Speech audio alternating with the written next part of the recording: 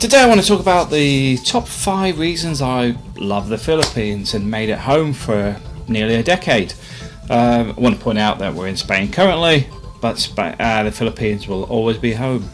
Number 5 is freedom. If you've come from the UK, you'll know that the UK tracks you everywhere possible. It's tracking you on stuff they shouldn't even be doing. The UK has been caught with GCHQ spying through people's Yahoo videos and stuff with live chats. You've got the fact that your passport and your passport number is linked to your tax, it's linked to your driving license, it's linked to your car insurance. You're being watched 24/7. In the Philippines, if you're not bothering anybody, generally nobody's bothering you. So the freedom of the Philippines is an amazing thing that still exists. I would say there's complications if you're actually Filipino, but from a foreigner's point of view, it's a very free country.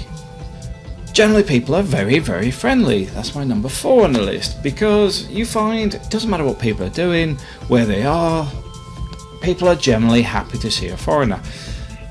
It's been to the point where people will quite happily get you involved in things you wouldn't normally do. Airsoft, for example, we started playing airsoft for the team in Minglanilla, but also if you said, oh, I fancy going out on a little fishing boat, one of these little bankers, the little super fast little boats they use for fishing, oh yeah, come on.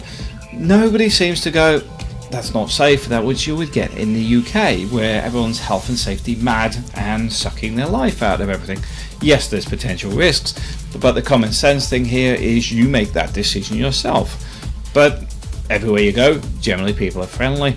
On top of that, they'll invite you to parties and quite happily have a beer, or just invite you to whatever's going on. Friendly population, no grumbles there whatsoever. Wet or dry, you always feel happy. The Philippines opens up the fact that it has 12 hours of sunshine most days, but also you've got the fact, even if it's raining, sitting on the porch and just watching the rain and the world going by is nice. Everything is nice, whether the weather's bad or good. It's one of those things that we forget in the West. I find in the UK, for example, it's often very, very grey. Doesn't matter what day it is, even in the summer it can be a bit grey.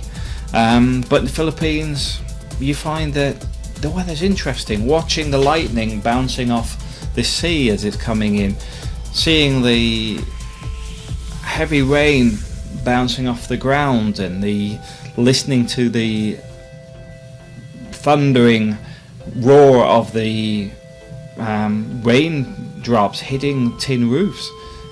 It's relaxing. It's a nice experience.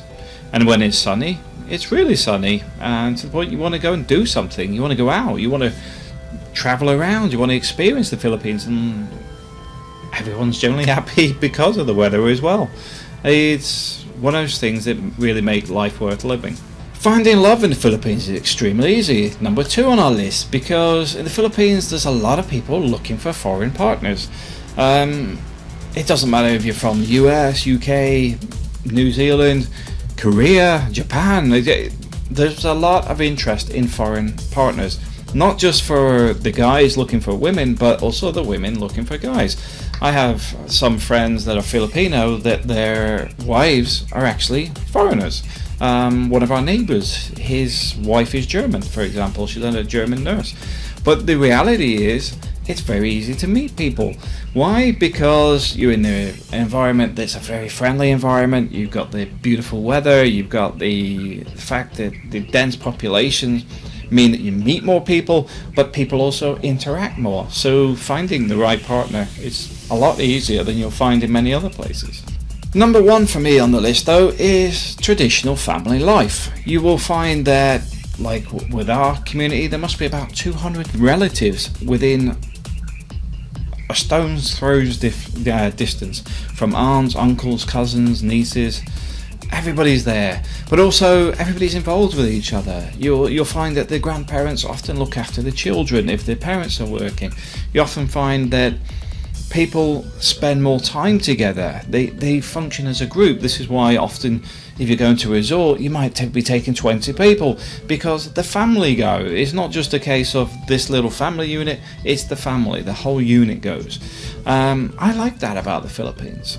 I find in the UK, the environment where I lived with my parents, that it becomes very splintered. My family are originally from Scotland, we live in Worcester, but most of my family has separated even from their original locations because work has sort of driven people away in different directions.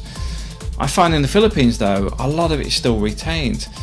There is a lot of OFWs, you can't get away from that. It's about 10% of the population, I believe.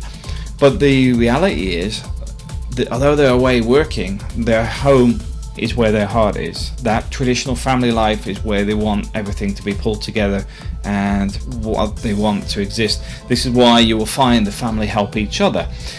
If, for example, I'm an OFW and my sister's kids cannot afford their education, it'd be very common for me to fund her children's education.